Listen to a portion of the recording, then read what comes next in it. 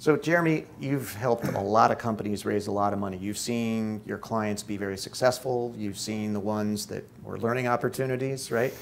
If you had to give entrepreneurs just one critical piece of advice, what would that be? So JD, I always remember a speech that I heard, this is probably 20 plus years ago, from a very successful entrepreneur who built a really large software company. Right. And he stood in front of a group of literally hundreds of people here in San Diego.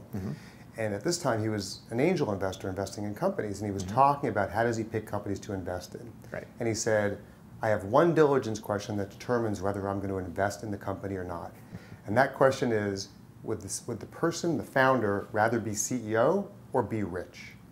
And I remember sitting in the audience thinking about that for a second as an attorney who'd been working with companies for a number of years and seeing a lot of entrepreneurs that had built very successful companies to very successful exits, and others unfortunately who didn't. Sure. And I thought that was such an incredible nugget because it captured so many things in just that process. Yeah. So if you take a step back, what does it mean if a founder, entrepreneur wants to be CEO? What it means is that he or she wants to be in control of the company.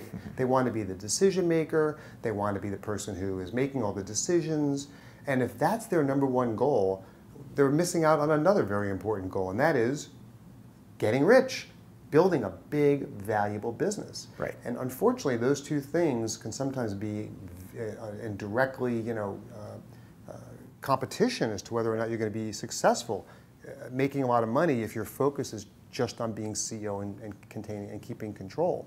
So I really do advise entrepreneurs to take a step back and take a look at yourself and ask yourself, what is my skill set? What am I good at? What am I not good at? And to really ask yourself also, why are you in this business? If you really want to change the world, if you really want to bring something to the market that's not there, and ultimately create a lot of wealth and create a lot of value, then you need to be focusing on all those things that drive you towards that. And unfortunately, you holding on to the CEO position tends to create behavior that doesn't result in that end result. So again, I thought that was just a wonderful litmus test for companies, and I use it all the time when I meet with entrepreneurs.